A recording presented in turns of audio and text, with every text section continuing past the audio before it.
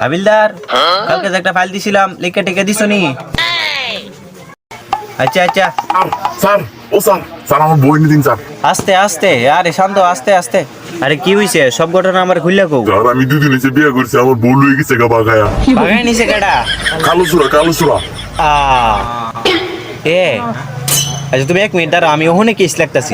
দাঁড়াও 1 মিনিট দাঁড়াও। কোনো চিন্তা করো না, আমি থাকতে তোমার বউর কোনো নিরাপত্তা নাই। নিরাপত্তা নাই মানে? না মানে কোনো চিন্তা নাই, আমি তোমার বউরে উত্তর করে দিচ্ছি। এই দুইজন আমার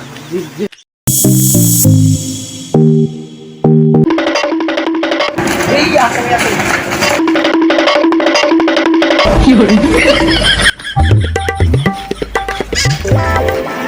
আমি কিছু করি না, আমি কিছু করছি না, আমি কিছু করছি না তো। তোর বউ নিয়ে বাকছস না? না না, সত্য কথা ক। আল্লাহর কসম আমি বড় লেগেছি না। কি করছস? আমি নিজে না কিছু জানি না। আমি শালা কথা ক। না, সত্যি আমি নিজে না, হাসা কথা কইতেছি। আল্লাহর কসম কথা ক। নিজে না, আল্লাহর কসম হাসা কথা কইতেছি। আচ্ছা কথা ক।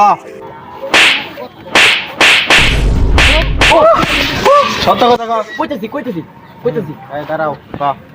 আমি জানি না। সত্য কথা ক।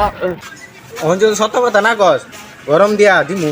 সত্য হাসা কথা কইতেছি। শুনুন হাসা কথা। ওই আগে সারুন ডর করতেছ না সারান যে মানে তুই ক। ওই যে আচ্ছা ওই যে মনে করেন ইন থেকে যাইবেন, এই আমার নিয়ে যাইবেন, আমার নিয়ে গিয়ে পাবেন একটা মোড় আছে, 3 রাস্তার মোড় থেকে আপনি যাবেন বামে যাই দেখবেন আরো 3 কিলোমিটার যাবেন।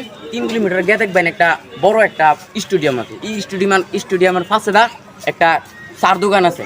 এই চার দোকানের ওলার কাছে জিগাইবেন গাছ, এই গাছের পিছে গিয়ে দেখবেন একটা বাড়ি। এই বাড়িটার মধ্যে রাখছস না তাইলে? এই বাড়িটার পিছে একটা মাজার আছে, লেংটা বাবার মাজার।